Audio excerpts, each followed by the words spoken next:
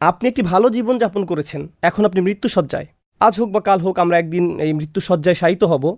এটা গাড়িতে ঘটুক, প্লেনে ঘটুক বা আমাদের বিছানায় ঘটুক, যেখানে ঘটুক না কেন এটা অবশ্যই ঘটবে। যখন আমরা বৃদ্ধ হয়ে পড়ব অথবা হাসপাতালে বিছানায় আপনি শুয়ে আছেন, চারপাশে আপনার পরিবারের সদস্যরা কান্নাকাটি করছে, আপনি কথা বলতে পারছেন না, কারণ বালাগাতুত তারাকি, রূহ ইতিমধ্যে আপনার গলায় পৌঁছে গেছে। আপনি আমি এই ক্ষণস্থায়ী বাসস্থান ছেড়ে চিরদিনের বিদায়ের পথে। এই শরীরটাও আমাদের রূহের জন্য ক্ষণকালের বাসস্থান। আমরা এই শরীর ছেড়ে দেওয়ার পথে। আপনার মা পাশে দাঁড়িয়ে আছে, আপনার ভাই, আপনার বোনেরা এবং আপনার পরিবারের অন্যান্য সদস্যরা দাঁড়িয়ে আছে, তারা সবাই কাঁদছে। ঠিক সে সময় আপনার চোখ খুলে গেল, আপনি এমন কিছু দেখতে পাচ্ছেন যা অন্য কেউ দেখতে পাচ্ছে না। তখন তারা শুধু দুই দল ফেরেশতাদের মাঝে যে কোনো এক দলের দেখা পায়। এক ধরনের ফেরেশতা হলো এমন ফেরেশতা যাদের দেখে এমন ভয় পাবেন যা জীবনেও আপনি কখনো পাননি, আর অন্য দল হলো যাদের দেখে এত আনন্দিত হবেন যে জীবনে কখনো এতটা আনন্দিত হননি। এই আয়াতে যে ফেরেশতাদের কথা বলা হয়েছে তারা হলেন দ্বিতীয় দলের ফেরেশতা, এবং বলবে ভয় পেও না, দুঃখ করো না, ভয় পেও না। আলেমরা এই আয়াতের ব্যাখ্যা নিয়েও অনেক আলোচনা করেছেন যে ভয়ের ব্যাপারটা বুঝলাম, আপনি মারা যাচ্ছেন তাই ভয় পাওয়াটাই স্বাভাবিক। এখানে লা তাহজানু কেন বলা হলো? মনের দুঃখ তো পূর্বে ঘটে যাওয়া কোনো ঘটনা থেকে আসে যা ইতিমধ্যে ঘটে গেছে, তাহলে এখানে কেন লা তাহজানু উল্লেখ করা হলো? কারণ একজন বিশ্বাসীর ভাবনাটা তখন এমন থাকে, আয় হায় ফেরেশতারা চলে এসেছে, আমার তো তওবা করা দরকার ছিল, আমার আরো কিছু দোয়া করা দরকার ছিল, আমি তো এই বছর ইতিকাফের পরিকল্পনা করেছিলাম, আমি আরো কুরআন তেলাওয়াত করতে চেয়েছিলাম, আমার মায়ের সাথে কিছু সময় ব্যয় করতে চেয়েছিলাম, বা আমার ভাইকে সাহায্য করতে চেয়েছিলাম, আমি অমুক অমুক ব্যক্তিকে টাকা দিতে চেয়েছিলাম, আমি আরো কিছু সাদকা করতে চেয়েছিলাম, আমি বেহুশ হওয়ার পূর্বে চেকটা সই করে যেতে চেয়েছিলাম, এখন আমি হাসপাতালে আর আপনারা চলে এসেছেন, আপনারা আমাকে নিয়ে যাওয়ার পূর্বে একটু চেকটা সই করার সুযোগ দিবেন। তখন ফেরেশতারা বলবে চিন্তা করো না, তোমার কোনোই সমস্যা নেই এবং সফলতার সাথে উত্তীর্ণ হয়েছ। লা তাহজানু ও আবশিরু বিল জান্নাহ। চিন্তা করে দেখুন, মানুষটি মৃত্যুশয্যায়, তার আশেপাশে সবাই কাঁদছে, আর সে সময় এক ফোঁটা চোখের পানি ফেলার মতো শক্তি পর্যন্ত তার নেই, কিন্তু ভেতরে ভেতরে তিনি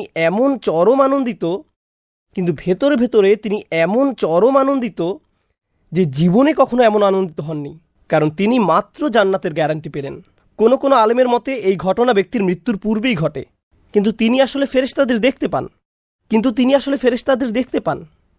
মৃত্যুর সময় যে তাকে ফেরেশতারা অভিবাদন জানাচ্ছে, ও আবশিরু বিল জান্নাতিল্লাতী কুনতুম তুআদুন। আরেক দল আলেমের অভিমত, আপনি যদি উত্তম মানুষে পরিণত হওয়ার চেষ্টা করতে থাকেন, আপনি যদি সুম্মাস্তাকামু এর উপর জীবন ধারণ করেন, তাহলে ফেরেশতারা এখনই আসবেন। আপনি হয়তো তাদেরকে দেখতে পাচ্ছেন না, তাদের অভিবাদন শুনতে পারছেন না, কিন্তু আল্লাহ আকাশ থেকে শুধু আপনার জন্য ফেরেশতা প্রেরণ করবেন, যেন আপনি ভয় না পান, যেন আপনি ভয় এবং দুঃখ থেকে বেঁচে থাকতে পারেন, এবং যে জান্নাত আপনি পেতে যাচ্ছেন তার জন্য যেন ভালো লাগা অনুভব করেন। শুধু এই জন্য আল্লাহ আকাশ থেকে ফেরেশতা প্রেরণ করেন। সুবহানাল্লাহ। আল্লাহ তাখাফু, এখানে যে আন দেখতে পাচ্ছেন তার মানে হলো আল্লাহ তাখাফু। ফেরেশতাদের আগমন এই উদ্দেশ্যেই ঘটে, যেন আপনি ভয় এবং দুঃখ ভরাক্রান্ত না হয়ে পড়েন। আমি আগেই বলেছি, আমাদের দিন আমাদের জীবন থেকে দুঃখ কষ্ট দূর করে দেয়, মানসিক চাপ এবং মনোবেদনা দূর করে দেয়। মানুষ সাধারণত দুইটা মানসিক চাপে ভোগে, ভয় এবং দুঃখ। এবং ফেরেশতারা এসে বলেন, তুমি আবেগের দিক থেকে সুস্থ থাকবে, তোমাকে চিন্তা করতে হবে না, তোমার যা যা করার কথা ছিল তুমি তা করেছো, আর তাই আল্লাহ তোমাকে আবেগের দিক থেকে সুস্থ করে দিবেন, তোমার মানসিক কষ্ট দূর করে দিবেন। আল্লাহ তাখাফু ওয়ালা তাহজানু ও আবশিরু বিল জান্নাহ। আর জান্নাতের সুসংবাদ শুনে আনন্দিত হও। আল্লাতী কুনতুম তুআদুন। আয়াতের এই অংশটা খুবই গুরুত্বপূর্ণ। আল্লাতী কুনতুম তুআদুন, আমি এই অংশটা একটু সময় নিয়ে ব্যাখ্যা করতে চাই, এবং এই অংশটা নিজেই একটা জগৎ। আল্লাতী কুনতুম তুআদুন, যার ওয়াদা তোমাদেরকে সব সময় দেওয়া হতো। আল্লাহ কোথায় জান্নাতের ওয়াদা দিয়েছেন? তার কিতাবে। এখন যাদেরকে জান্নাতের সুসংবাদ দেয়া হচ্ছে তাদেরকে বলা হলো, তোমরা সব সময় জান্নাতের ওয়াদা পেতে। কুনতুম তুআদুন। আরবি ব্যাকরণের নিয়ম অনুযায়ী যদি কোথাও কানা এবং মুদারে একত্রে আসে, তাহলে সেটা লম্বা সময় ধরে ক্রমাগত কোনো কিছু ঘটার ধারণা প্রকাশ করে, অর্থাৎ তোমরা অনবরত জান্নাতের প্রতিশ্রুতি পেতে। আমি আপনাদেরকে বলেছিলাম যে কিছু দায়িত্ব জ্ঞানহীন মূর্খ কাফের সবাইকে বলতো, কোরআন তেলাওয়াত শুনো না, যখন এটা তেলাওয়াত করা হয় বিভিন্ন রকমের আওয়াজ তোলো, বাধা সৃষ্টি করো। আর বিপরীত দিকে একজন বিশ্বাসী সকালে বিকালে নিয়মিত আল্লাহর কিতাব অধ্যয়ন করত। কুরআন তেলাওয়াতে তারা অপরিসীম আনন্দ খুঁজে পেতেন, আল্লাহর প্রতিশ্রুতিতে প্রশান্তি খুঁজে পেতেন। আর আপনি যখন প্রচুর পরিমাণে কোরআন অধ্যয়ন করেন, তখন কোন কথাটি আপনি বারবার শুনতে পান?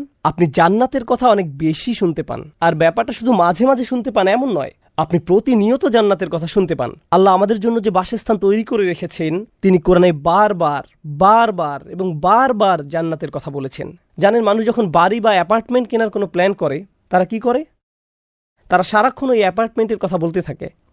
তারা তাদের আলোচনায় বারবার বাড়ির কথা নিয়ে আসে। আপনার হাতে যখন বাড়ি কেনার জন্য যথেষ্ট টাকা আসে বা বাড়ি ক্রয় করে ফেলেন, তখন একটু সময় পেলেই ওই বাড়ির আশেপাশে ঘুরে আসেন। রিয়েল এস্টেটের ওয়েবসাইটে বারবার ভিজিট করতে থাকেন, কারণ নতুন বাড়িতে ওঠার জন্য আপনি আর দেরি সহ্য করতে পারছেন না। মানুষের ভেতরে কিছু একটা আর দেরি সহ্য করতে চায় না। এই বাড়িটা কিনবো নাকি ওই বাড়িটা কিনবো? ওই বাড়িটার পেছনের দিকটা দেখো কি সুন্দর। কিছু একটা আছে আমাদের ভেতরে, এটা আমাদের প্রাকৃতিক। আমরা নতুন বাড়ি খুবই পছন্দ করি। আপনি হয়তো 5 বছর আগে এখনকার বাড়িটা কিনেছেন, কিন্তু এটাকে এখন পুরাতন মনে হয়। অন্য কারো নতুন বাড়িতে গেলে মনে মনে ভাবেন, আরে বাড়িটা তো খুব সুন্দর, আমি কি এরকম একটা কিনতে পারবো? ব্যাংক অ্যাকাউন্টটা চেক করে দেখি তো, যদি এখনকার বাড়িটা বিক্রি করি তাহলে হয়তো কিনতে পারবো। আল্লাহ আমাদের ভেতরে এই চাহিদা দিয়েছেন। আমরা বাড়ির মালিক হতে ভালোবাসি। আল্লাহ জান্নাতের রিয়েল এস্টেটের কথা কোরআনের সর্বত্র বলেছেন। আমি তোমাদের প্রতিশ্রুতি দিচ্ছি, আমি তোমাদের জান্নাতের প্রতিশ্রুতি দিচ্ছি, আর আমি আপনাদের নিশ্চয়তা দিচ্ছি, একবার যখন আমরা জান্নাতের বাড়িতে উঠব আর কখনোই অন্য কোথাও সরে যেতে চাইব না।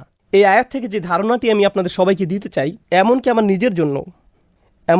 নিজের জন্য যে ফেরেশতারা এসে বলবেন তোমাকে অনবরত জান্নাতের প্রতিশ্রুতি দেওয়া হতো। এখন আপনি যদি নিয়মিত কোরআন অধ্যয়ন না করেন, তাহলে আপনি তো অনবরত জান্নাতের প্রতিশ্রুতি পাচ্ছেন না। আপনি যদি নিয়মিত আল্লাহর কালাম না শুনেন, তাহলে তো আপনি তাদের অন্তর্ভুক্ত নন যাদেরকে নিয়মিত জান্নাতের প্রতিশ্রুতি দেওয়া হয়েছিল। এখানে তাদের কথাই বলা হচ্ছে, আল্লাহর কালামের সাথে যাদের একটা ঘনিষ্ঠ সম্পর্ক ছিল। কাফেরদের ব্যাপারে আল্লাহ বলেছিলেন, ওয়া আল গাউফিহি, তারা বলতো তোমরা এই কোরআন শোনো না এবং এটা তেলাওয়াতের সময় তোমরা শোরগোল করো। আপনি তো আর সেই কাফেরদের মতো একজন নন। কিন্তু যখন আপনার মাথায় কয়েকটি অপশন থাকে পছন্দ করার, আপনার মোবাইলে সম্পূর্ণ কোরআনের MP3 আছে, আবার অন্য ধরনের অ্যালবামও আছে, তখন ভাবেন কি শুনবো এখন, গাড়িতে এখন আমার কি শোনা উচিত? এরকম পছন্দ করার সময় কোনটা পছন্দ করছেন? আপনি কি কোরআনের পরিবর্তে গান বাজনা পছন্দ করছেন? নিউজ কিংবা শেয়ার বাজারের খবর শুনছেন? কোরআনের বদলে কি এগুলোর কোনো একটা বেছে নিচ্ছেন? কি পছন্দ করছেন? আমাদের প্রত্যেকের জন্য এটা একটা ব্যক্তিগত প্রশ্ন। আমি নিজেও এর বাহিরে নই। বাসায় হয়তো কিছু সময়ের জন্য অবসর পেয়েছেন, চলো ইউটিউবে একটা ফানি ভিডিও দেখি, নতুন কি যেন একটা ভিডিও এসেছে দেখি, নাকি কোরআন তুলে নিচ্ছেন? আমাদেরকে এমন মানুষে পরিণত হতে হবে যারা প্রতিনিয়ত আল্লাহর কালামের সংস্পর্শে আসে। অন্য যে কোনো কিছুর চেয়ে আমাদেরকে কোরআনের মানুষে পরিণত হতে হবে। কেবল তখনই আমরা আল্লাহর ওই সমস্ত প্রতিশ্রুতিগুলোর ব্যাপারে আনন্দ খুঁজে পাব। আল্লাহি, যখন আপনি আল্লাহর প্রতিশ্রুতিগুলোর কথা শুনবেন, আল্লাহর প্রতিশ্রুতিগুলোর অন্যতম একটি সৌন্দর্যমণ্ডিত ব্যাপার হলো, একজন বিশ্বাসী হিসেবে আমার আর আপনার তর্স হয় না। আল্লাহ যখন জান্নাতের গাছগাছালির বর্ণনা প্রদান করেন, আমাদের আর দেরি সহ্য হয় না। যখন তিনি পানীয় দ্রব্যের বর্ণনা প্রদান করেন, তারপর জান্নাতে এগুলো স্বচক্ষে অবলোকন করার পর আমরা বলবো, ওই আয়াতে আল্লাহ এটার বর্ণনা দিয়েছিলেন। আমরা যত খুশি জান্নাতের আয়াতের তাফসির পড়তে পারি, কিন্তু জান্নাতের আয়াতগুলোর আসল তাফসির হলো জান্নাত নিজে। তখন আমরা আল্লাহর কথা এবং বাস্তব জিনিসের মাঝে তুলনা করার আনন্দ খুঁজে পাব, যে এগুলোর কথাই তো সবসময় শুনে এসেছি এবং এই জিনিসগুলোর অভিজ্ঞতা লাভ করছিল সব সময়। যে লোক এই আয়াতের আসল অর্থ কি তা দেখার জন্য আর দেরি সহ্য করতে পারেনি। কতবার আমরা শুনেছি জান্নাতিন তাজরি মিন তাহতিহাল আনহার, জান্নাতিন তাজরি মিন তাহতিহাল আনহার। কতবার! যখন জান্নাতে দাঁড়িয়ে এই তাজরি মিন তাহতিহাল আনহার নিজের চোখে দেখবেন এবং এই আয়াত তিলাওয়াত করবেন, তখন যে অবর্ণনীয় আনন্দ খুঁজে পাবেন তার কোনো তুলনা হয় না। তাতানাজ্জালু আলাইহিমুল মালাইকা আল্লা তাখাফু ওয়ালা তাহজানু ওয়া আবশিরু বিল জান্নাহ আল্লাতী কুনতুম তুআদুন। আল্লাহ আমাদেরকে তাদের অন্তর্ভুক্ত করুন। নাহনু আউলিয়াউকুম ফিল হায়াতিদ দুনিয়া ওয়া ফিল আখিরা। আমরাই তোমাদের প্রতিরক্ষায় নিয়োজিত আছি, আমরাই তোমাদের প্রতিরক্ষায় নিয়োজিত বন্ধু, এই দুনিয়াতে এবং পরকালেও। আল্লাহ আজ্জাজাল্লাহ ফেরেশতাদের বাহিনী পাঠান আমাদের হেফাজতের জন্য, কারণ আমরা সাহসিকতার সাথে ঘোষণা দিয়েছি যে আমরা মুসলিম এবং সে অনুযায়ী জীবন পরিচালনা করেছি। আমরা কার প্রোটেকশনের জন্য মুখিয়ে আছি? আল্লাহ তো ইতিমধ্যে ফেরেশতাদের ব্যাটালিয়ন পাঠিয়ে দিয়েছেন, আর এই ফেরেশতারাই জান্নাতে তাকে বলবে, আমরা আসলে সব সময় তোমাদের সাথে ছিলাম। আল্লাহ আমাদেরকে তোমার নিরাপত্তায় নিয়োজিত টিমের অন্তর্ভুক্ত করেছেন, এই দুনিয়ায় ফিদ দুনিয়া ওয়াল আখিরা, এবং আখিরাতেও। এখন পরকালে আবার কেন সিকিউরিটি লাগবে?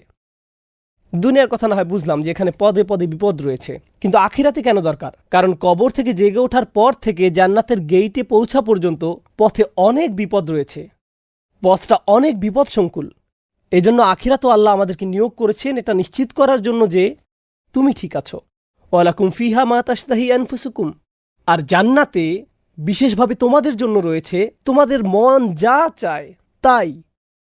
তোমাদের শাহওয়া থেকে যেটাই আসে, শাহওয়া মানে তীব্র ক্ষুধা, কোনো কিছুর জন্য প্রচণ্ড আকাঙ্ক্ষা। অডিয়েন্সের মাঝে বাচ্চারা আছে, প্লে স্টেশনে গেম খেলার জন্য তাদের মধ্যে প্রচণ্ড আকাঙ্ক্ষা রয়েছে। তাদের মাথায় শুধু একটা জিনিসই কাজ করে, খেলতে হবে, আমাকে খেলতে হবে, আমাকে খেলতে হবে। তারপর তারা খেলতে শুরু করে। মানুষ ভিডিও গেমে আসক্ত হয়ে পড়ে, অনেকেই মুভি দেখায় আসক্ত হয়ে পড়ে। নতুন মুভি আসলেই সেটা দেখা যেন ফার্দ আল আইন, কেফায় না আইন। মুক্তি পাওয়ার রাতেই দেখতে হবে। প্রথম রাতেই যদি লাইনে দাঁড়ানো না যায় তাহলে তো তুমি এখনো পরিপূর্ণ মানুষই হতে পারোনি। তোমার জীবনের উদ্দেশ্য পূরণে তুমি ব্যর্থ হলে। যদি লাইনে না দাঁড়াতে পারো এবং মুভি দেখতে না পারো, তাহলে দেখা যাচ্ছে আমাদের বিভিন্ন ধরনের ক্ষুধা রয়েছে। কারো ক্ষুধা বিনোদনের জন্য, কারো মিউজিকের জন্য, আবার কারো আড্ডা দেওয়ার জন্য, চলো চলো আড্ডা দিই, কারো আবার খাবারের জন্য, অনেকে আবার ইন্দ্রিয় পরায়ণ। আমাদের এই ক্ষুধাগুলো রয়েছে। আল্লাহ বলছেন আমি তোমাদের সকল ক্ষুধা নিবারণ করে দেব। ওয়ালাকুম ফিহা মা তাশতাহি আনফুসুকুম, তোমাদের যত ক্ষুধা আছে আমি তার সব মেটাবো। আমি তোমাদের সম্পূর্ণ তৃপ্ত করব। তোমরা কোনো ক্ষেত্রেই অতৃপ্ত থাকবে না। জানেন, এটা কেবল শুরু মাত্র। ওয়ালাকুম ফিহা মা তাদদাউন, ব্যাপারটা সত্যি অসাধারণ। আরবিতে ইদ্দা শব্দের অর্থ হলো কোনো কিছু দাবি করা। এর আরেকটা অর্থ আত্তলাব, কোনো কিছু খোঁজ করা। তোমরা যা কিছু চাইবে। বর্তমানে আমি আপনি এই পৃথিবীতে বাস করছি, আর আমাদের কল্পনা শক্তি সীমিত, এটা নিয়ন্ত্রিত। তাই এখন আমি কেবল আমার সীমিত কল্পনা শক্তির ভেতরেই কোনো কিছু কল্পনা করতে পারি, ঠিক কিনা? আমি এখন যা কিছু চাইব তা আমার সীমিত কল্পনা শক্তির পরিসর থেকেই। এখন রাসূলুল্লাহ সাল্লাল্লাহু আলাইহি ওয়াসাল্লাম জান্নাতের বর্ণনা দিতে গিয়ে বলেন, মালা আইনু রাত, যা কোনো চোখ দেখেনি, ওয়ালা উযুনুন সামিআত, কোনো কান কোনোদিন শোনেনি, ওয়ালা খাতারা আলা কলবি বাশার, মানুষের অন্তর কখনো সেটা কল্পনা করেনি। যখন আমি আর আপনি একদিন আল্লাহর অনুমতিক্রমে, আল্লাহর দয়ায় যখন আমরা জান্নাতে প্রবেশ করব, আমাদের কল্পনা শক্তি কি তখন বিস্তৃত হবে না? তখন কি এমন হবে না যে আমরা এমন সব জিনিস দেখব যা আগে কখনো কল্পনা করিনি? হ্যাঁ।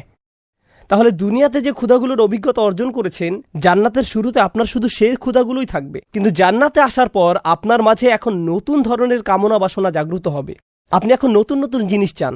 তাই আল্লাহ বলছেন শুধু তোমাদের শাহওয়া নয়, ওয়ালাকুম ফিহা মা তাদদাউন, পরবর্তীতে জান্নাতে তোমাদের মাথায় নতুন কোনো চাহিদা জাগ্রত হলে সেটিও তুমি পাবে। আপনি তখন সেটাও পাবেন। ব্যাপারটা এমন হবে না যে তুমি তো ইতিমধ্যে একবার অর্ডার করেছো, আর করতে পারবে না। জান্নাতে এরকম হবে না। একবার অর্ডার করার পর আপনাকে সেটা পরিবেশন করা হয়েছে, এরপর আপনার কামনা বাসনার বিকাশ ঘটে, আপনাকে তা দেওয়া হয়, আবার দেওয়া হয়। এভাবে আপনি শুধু চাইতেই থাকেন, আর সর্বদা আপনার এই চাহিদা পূরণ হতে থাকে। ওয়ালাকুম ফিহা মা তাদদাউন, জান্নাতের কি অসাধারণ বর্ণনা। কিন্তু সবচেয়ে অসাধারণ বর্ণনাটি আমি আপনাদের সামনে উপস্থাপন করেই আজকের আলোচনা সমাপ্তি টানছি। বর্ণনাটা পরবর্তী আয়াতে। আমি যেহেতু পাকিস্তানি বংশোদ্ভূত, তাই আমি উপমহাদেশীয় যে সংস্কৃতি তার সাথে মিলিয়েই উদাহরণ দেওয়ার চেষ্টা করছি। ইন্দোপাক সংস্কৃতিতে যদি কারো বাসায় যান, তারা প্রথমে আপনাকে লিভিং রুমে বা গেস্ট রুমে নিয়ে বসান এবং আসল ডিনারের পূর্বে আপনাকে নাস্তা, পানি, পিঠা, পায়েস এগুলো পরিবেশন করা হয়। এই নাস্তা, পানি, পিঠা, পায়েস এগুলো পরিবেশন করা হয়। তাহলে শুরুতেই তারা আপনাকে ডিনার পরিবেশন করেন না। প্রথমে লিভিং রুমে নিয়ে বসতে বলেন, এরপর হালকা চা নাস্তা পরিবেশন করেন। এমন করার উদ্দেশ্য কি? আপনার ক্ষুধাকে কিছুটা দমন করা। তারপর আপনাকে আসল খাবার পরিবেশনের জন্য নিয়ে যাওয়া হবে। এই দুইটার মাঝে এটাই পার্থক্য। তাহলে কারো বাসায় গেলে শুরুতে প্রাথমিক আপ্যায়ন পেয়ে থাকেন, সামান্য জুস, পানি ইত্যাদি। আর এর মধ্যে ডিনারের প্রস্তুতি চলতে থাকে, টেবিল সাজানো হচ্ছে। এই প্রাথমিক আপ্যায়নকে বলা হয় নুজুল। এই প্রাথমিক আপ্যায়নকে বলা হয় নুজুল। আরবি ভাষায় আপ্যায়নকে বলা হয় নুজুল। আর নুজুল শব্দটি এসেছে নাজালা থেকে, যার অর্থ অবতীর্ণ হওয়া। এই শব্দ ব্যবহার করা হতো কারণ আগের দিনে মানুষ কারো বাড়িতে যেত ঘোড়ায় চড়ে বা উটের পিঠে চড়ে। তারপর কি করত? সে ঘোড়া থেকে নেমে আপনার বাড়িতে আসতো। আর আপনার বাড়িকে বলা হতো মঞ্জিল। আরবিতে মেজবানের বাড়িকে বলা হতো মঞ্জিল। তো সে আপনার মঞ্জিলে আসলে আপনি তাকে নুজুল প্রদান করেন। প্রাথমিক আপ্যায়ন, আসল ভোজের ভূমিকা স্বরূপ, এটাকে বলা হয় নুজুল। জান্নাতের যে বর্ণনা আমি আপনাদের দিয়েছি, যে বর্ণনা এতক্ষণ আপনাদের সামনে তুলে ধরেছি, পরের আয়াতে আল্লাহ বলেন নুজুলাম মিন গফুরির রহিম, এটা ক্ষমাশীল করুণাময়ের পক্ষ থেকে প্রাথমিক আপ্যায়ন। আমি তোমাদের আপ্যায়ন শুরু করলাম মাত্র। যত কিছু আমরা কামনা করি, যত কিছু আমাদের কল্পনা শক্তি দিয়ে আমরা আল্লাহর কাছে চাইতে পারি, এর সব কিছুই আপ্যায়নের শুরু মাত্র। এর মাধ্যমে আপ্যায়ন শুরু হলো মাত্র। জানেন কেন এটা এত অসাধারণ? কারণ দিন শেষে আমরা তো সৃষ্টি মাত্র। কতটুকুই বা আমরা চাইতে পারি, কত পরিমাণে আমরা চাইতে পারি।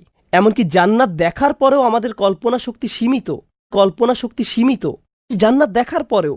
তাই আল্লাহ আমাদের এমন সব জিনিস দেবেন আমাদের চাওয়া ব্যতীত, যেগুলো এমনকি আমরা কল্পনাও করতে পারি না জান্নাতে প্রবেশ করার পরেও। আর এই সব কিছু তোমাদের পরবর্তীতে দেওয়া হবে, যা শব্দ দিয়ে প্রকাশ করা যায় না। এরাই হলো জান্নাতের মানুষ। এরা দিন পালনে সাহসী, এরা ইসলামের জন্য দাঁড়িয়ে যায়। এরা নিজেদের সাথে এভাবে প্রতিজ্ঞা করে যে দিন দিন তারা আরও ভালো থেকে আরও ভালো মুসলিমে পরিণত হবে, আরও অধিক প্রতিজ্ঞাবদ্ধ মুসলিমে পরিণত হবে। দিনের শিক্ষাগুলো নিজেদের প্র্যাকটিক্যাল জীবনে বাস্তবায়ন করবে। এরা এমন ধরনের মুসলিমে পরিণত হবে দিনের পর দিন সুম্মাস্তাকামু, অতঃপর তাতেই তারা অবিচল থাকে। ব্যাপারটা হলো, উদাহরণস্বরূপ কোরআনের এক জায়গায় বলা হয়েছে, কাল্লা বাল তুহিব্বুনাল আজিলা ওয়া তাযারুনাল আখিরা। তোমরা তাড়াতাড়ি পাওয়াকে ভালোবাসো এবং পরকালকে উপেক্ষা করো। আমরা যে কোনো জিনিস দ্রুত ভোগ করতে চাই বা দ্রুত পেতে চাই, বিশেষ করে ভালো জিনিস। আবার আমরা খারাপ জিনিস থেকেও দ্রুত মুক্তি পেতে চাই। এই মানসিকতাকে এই আয়াতে চ্যালেঞ্জ করা হয়েছে। এই মানসিকতার ফলে আমরা দেরিতে পাওয়া যাবে এমন বিষয়কে দূরে সরিয়ে রাখি। এখন যদি কেউ আপনাকে বলে পরকালীন মুক্তির ব্যাপারে তোমার আরও সচেতন হওয়া উচিত, আপনি তখন ভাবেন এই মুহূর্তে আমার আরও বড় বড় বিষয় নিয়ে চিন্তা করার আছে, যেমন চাকরি, টাকা পয়সা, পারিবারিক বিষয়, ব্যক্তিগত বিষয় ইত্যাদি। আমাকে এখন পরে আসা বিষয়ের চেয়ে বর্তমানের বিষয়গুলোর প্রতি অগ্রাধিকার দিতে হবে। কোরআন কি করে? কোরআন আমাদের সামনে বৃহৎ চিত্রটি তুলে ধরে। অন্য কথায়, আমি এখানে যাই করি না কেন তা তুচ্ছ বা অর্থহীন নয়। আফা হাসিবতুম আন্নামা খলাকনাকুম আবাসা ওয়া আন্নাকুম ইলাইনা লা তুরজাউন। তোমরা কি ধারণা করো যে আমি তোমাদেরকে অনর্থক সৃষ্টি করেছি এবং তোমরা আমার কাছে ফিরে আসবে না? অন্য কথায়, আমরা যেহেতু আল্লাহর কাছে ফিরে যাব, তাই এখানে আমরা যাই করি না কেন তার একটা উদ্দেশ্য আছে। সময়ের সাথে সাথে আমার কাজগুলোর মৃত্যু ঘটে না। আমি এখানে যে কাজই করি তার সবই রেকর্ড করা হচ্ছে। এই দুনিয়ায় যেমন আমার কাজগুলোর একটা প্রতিক্রিয়া প্রত্যক্ষ করা যায়, তেমনি পরকালও এর প্রতিক্রিয়া দেখা যাবে। এর কিছু উপকারিতা হলো, 1 নম্বর, এটা আমাকে আমার কাজ সম্পর্কে সচেতন করে তোলে। আমি শুধু পার্থিব ফলাফল নয়, বরং পরকালীন ফলাফলের বিষয়ে সাবধান হয়ে উঠি। এটা আমার থেকে এই ধারণা দূর করে দেয় যে আমি সকলের অগোচরে এই কাজটি সম্পাদন করেছি। আমি যা করেছি তা রেকর্ড হয়ে গেছে। 2, আমাকে এর জন্য জবাব দিতে হবে। আমার সকল কাজের জন্য আমি দায়বদ্ধ।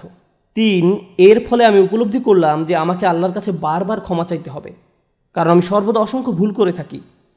পরকালীন সচেতনতা আমাকে এমন মানুষে পরিণত করে যে আল্লাহর নিকট সবসময় ক্ষমা চাইতে থাকে। এর ফলে আমি দিন দিন আল্লাহর নিকটবর্তী হতে থাকি। সুতরাং পরকালীন ধারণা আমাকে আল্লাহর নিকটবর্তী হতে উৎসাহিত করে, কারণ ইসলামের মূল সবসময় আল্লাহ। এটা সবসময় আপনাকে আল্লাহর দিকে ফিরিয়ে দেয়। এমনকি জান্নাত জাহান্নামের আলোচনার মূল পয়েন্ট হলো, এটা আমাদেরকে আল্লাহমুখী করে তোলে। অতঃপর পরিশেষে এবং সবচেয়ে গুরুত্বপূর্ণ বিষয় হলো, আমরা কোনো কিছুকেই তুচ্ছ মনে করি না। অন্য কথায়, এই দুনিয়ায় আমাদের সময়কালকে আমরা গুরুত্বহীন মনে করি না। আমাদের আসল জীবনকালের তুলনায় এই পৃথিবীতে আমরা যে ক্ষুদ্র সময়টুকু অতিবাহিত করি, আমরা এটাকে জীবনের ভ্রমণ পথের একটা থামার জায়গা হিসেবে দেখি। এই দুনিয়ায় প্রেরণ করার বহু পূর্বে আমাদের রুহগুলোকে সৃষ্টি করা হয়েছে। তারপর একজন ফেরেশতা আল্লাহর নির্দেশে একটি রুহ নিয়ে আমাদের মায়ের গর্ভে দিয়ে দেন। তারপর এই পৃথিবীতে আমাদের জন্ম হয়। এই পৃথিবীর পূর্বেই আমাদের সৃষ্টি করা হয়েছে। আর এখানে আসার আগেই আমাদেরকে আমাদের বিশ্বাস নিয়ে প্রশ্ন করা হয়েছিল। আর মৃত্যুর পর আমরা অন্য আরেকটি জীবনে পদার্পণ করব। প্রজন্মের পর প্রজন্ম ধরে সেই জীবন চলবে। অনেক মানুষ হাজার হাজার বছর ধরে কবরের জীবনে রয়েছেন। ওইটাও জীবনের আরেকটা অধ্যায়। আমরা এটাকে জীবনের সমাপ্তি হিসেবে দেখি না। সুতরাং আপনি যখন এভাবে জীবনের ভ্রমণ পথের সবগুলো থামার জায়গা নিয়ে চিন্তা করবেন, আপনি উপলব্ধি করতে পারবেন যে এই জীবন, অর্থাৎ এই পৃথিবীতে আমার জন্ম থেকে মৃত্যু পর্যন্ত সময়কালটা আসলে এই ভ্রমণের সবচেয়ে সংক্ষিপ্ত সময়কাল। আর এই সংক্ষিপ্ত সময়কালটাই আমার সামনের অনন্ত জীবন কিভাবে কাটবে তা ঠিক করে দেবে। আমার অনন্ত জীবনের সুখ দুঃখ দুনিয়ার এই সংক্ষিপ্ত জীবনের উপর নির্ভরশীল। তাই এই দুনিয়ার প্রতিটা মুহূর্ত গুরুত্বপূর্ণ। প্রতিটি মুহূর্ত আমার কাজে লাগাতে হবে, উত্তম কাজে তা ব্যয় করতে হবে। ফ্রি টাইম বলে কিছু নেই। ফ্রি টাইম বলে কোনো কিছুর অস্তিত্ব নেই। পরকালীন জীবনের ধারণা আমাকে এই পৃথিবীর সময়কে সম্মান করতে শেখায়, আরও বেশি বেশি ভালো কাজ করতে আমাকে তাড়া দেয় এবং আমার ভিতরের খারাপ দিকগুলোকে দূর করতে তাগাদা দেয়। এটা আমার ভিতরের অলসতাকে ধ্বংস করে দেয়। আপনার যদি নিজেকে অলস মনে হয়, তাহলে পরকালের প্রতি বিশ্বাসটা যথেষ্ট মজবুত কিনা চেক করে দেখুন।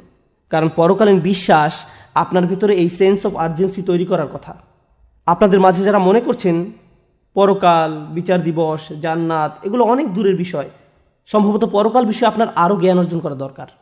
বারবার স্মরণ করিয়ে দেওয়া দরকার। আর আল্লাহ কি বলেন? ইন্নাহুম ইয়ারাউনাহু বাঈদা ওয়া নারাহু করিবা। তারা ওই দিনটিকে সুদূর মনে করছে, কিন্তু আমি তা নিকটে দেখতে পাচ্ছি। আমি আশা করছি এই রিমাইন্ডার আপনাদের উপকারে এসেছে। আমি নিজেকে স্মরণ করিয়ে দেওয়ার মাধ্যমে উপকৃত হই। আমাদের সবার উচিত নতুন উদ্যমে সময়ের উত্তম ব্যবহার করা, বিশেষ করে বারবার পরকালকে স্মরণ করার মাধ্যমে। আল্লাহ আজ্জা ওয়া জাল্লা আমাদের সবাইকে পরকালীন সফলতা দান করুন। বারাকাল্লাহু লি ওয়া লাকুম। আসসালামু আলাইকুম ওয়া রাহমাতুল্লাহ।